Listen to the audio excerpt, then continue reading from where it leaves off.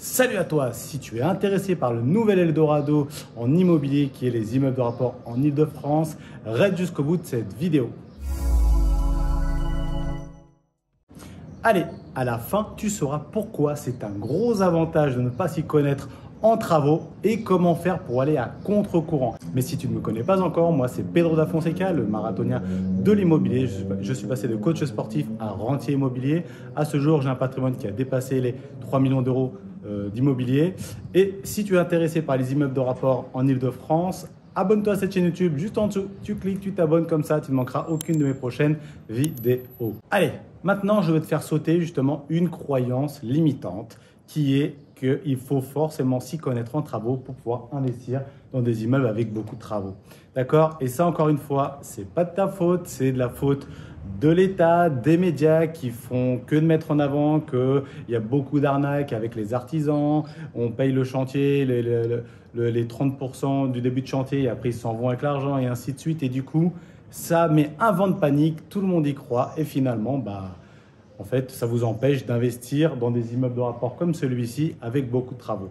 Alors qu'au contraire, j'estime qu'il vaut mieux ne pas s'y connaître et c'est un gros avantage justement de ne pas s'y connaître. Déjà avant toute chose, est-ce que tu penses que Carlos Ghosn, ancien PDG de Nissan Renault, tu dois savoir qui c'est maintenant avec toutes les histoires qu'il y a eu sur lui, est-ce que tu penses, pourtant il travaillait chez Nissan Peugeot, c'était le PDG, mais est-ce que tu penses un instant que si demain il crève sur la route, il crève son pneu de voiture, est-ce que tu penses que c'est lui qui va changer son pneu? Est-ce que même tu penses qu'il sait changer tout seul son pneu? Est-ce que même il sait changer un moteur? Absolument pas. Et pourtant, il a la tête du plus gros garage de France, Nissan Renault. D'accord? Donc, c'est toujours même le principe. C'est-à-dire que l'idée, c'est d'être un chef d'orchestre. L'idée, c'est de ne pas savoir faire les choses. Le problème où je dis que ça devient un désavantage quand on s'y connaît, le problème, c'est quand on s'y connaît en travaux, en fait, on a du mal à déléguer, il y a des tâches qu'on veut faire, on veut peut-être même parfois tout faire. Et au final, penses-tu un seul instant que si j'avais dû faire moi-même les travaux parce que je m'y connaissais super bien, est-ce que tu penses qu'en parallèle, je pourrais investir dans d'autres biens en parallèle et faire un patrimoine vraiment et aller très très vite? Bien sûr que non. Elle est là la problématique. Carlos Ghosn, c'est un chef d'orchestre. Nous, notre rôle, c'est d'être chef d'orchestre. Est-ce que demain, le chef d'orchestre, c'est forcément très bien jouer de la flûte, du piano, du saxophone? Non, il a des notions, mais il ne sait pas le faire. Les autres le font beaucoup mieux que lui. Mais lui, il sait juste orchestrer. Et votre rôle, c'est d'être chef d'orchestre. Et contrairement à ce qu'on pourrait croire, c'est beaucoup plus facile d'être un chef d'orchestre quand on ne s'y connaît pas que quand on s'y connaît. Parce que quand on s'y connaît, on ne devient plus un chef d'orchestre, mais on veut passer de l'autre côté du chef d'orchestre et c'est là qu'on perd du temps. Désolé, du coup, il faisait trop chaud, la caméra, du coup, elle a coupé, donc j'ai dû me mettre à l'ombre. Donc, ça pour dire que, voilà, il ne faut pas penser, d'accord, qu'encore une fois, c'est mieux de s'y connaître. Ça va faire de grosses économies de s'y connaître en travaux, de faire les travaux soi-même. C'est vraiment une grosse bêtise de croire ces choses-là. C'est assez simple en fait à comprendre, c'est-à-dire que si tu fais les travaux toi-même, c'est sûr que le coût de travaux va nous coûter beaucoup moins cher. C'est-à-dire que le coût de la main-d'œuvre va être beaucoup moins élevé que si je fais faire par quelqu'un. C'est évident. Mais en réalité, il faut voir les choses d'une autre façon. Il ne faut pas les voir que d'une seule façon. Il faut être un peu plus ouvert.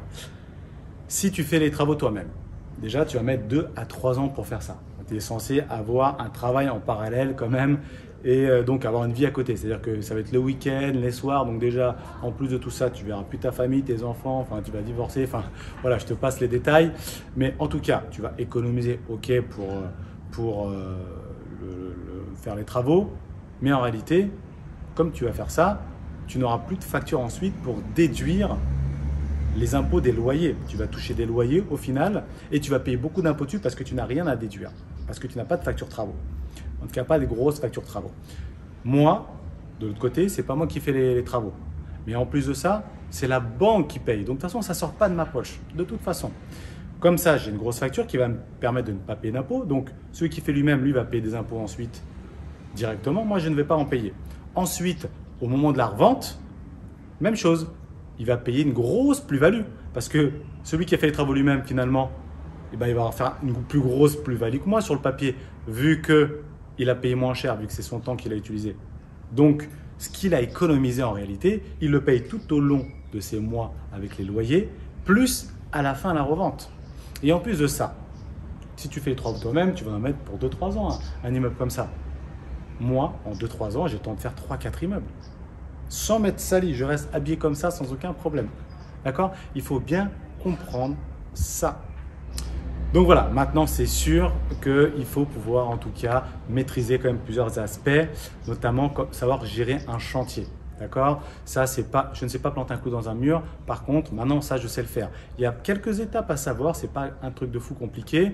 Voilà. Pour ça, je t'invite dans notre groupe. D'accord? C'est le seul groupe en Ile-de-France sur les immeubles de rapport. Donc, tu peux nous y rejoindre. Tu vas en dessous là. Tu cliques pour nous rejoindre dans le groupe.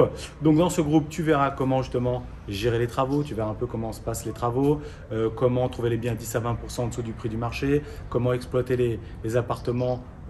Les loyers pour les doubler, voire tripler les loyers. Voilà, et spécialement en Ile-de-France, tu vas te créer un réseau en Ile-de-France. Et ce qu'il faut surtout aussi comprendre pour finir là-dessus, c'est que c'est vraiment les médias, l'État qui nous font croire ça depuis la nuit des temps en fait, hein, que c'est toujours pas possible. Si c'était si simple, tout le monde le ferait. D'accord?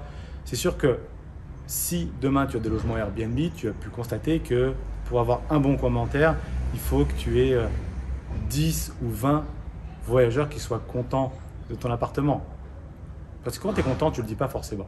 Par contre, il suffit que tu aies une seule personne qui est mécontente et du coup, il va le crier sur tous les toits. Il va semer un vent de panique. D'accord? Et c'est la même chose quand tu vois les émissions à la télévision avec Julien Courbet, ces choses-là.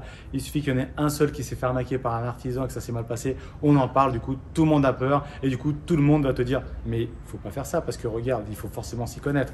Voilà, nage à contre-courant, d'accord? Parce qu'aujourd'hui, il y a encore un boulevard, c'est un Eldorado sur les immeubles de rapport en Ile-de-France. Pour l'instant, ça nous laisse un boulevard à nous, investisseurs que nous sommes, qui n'avons pas peur de ces choses-là.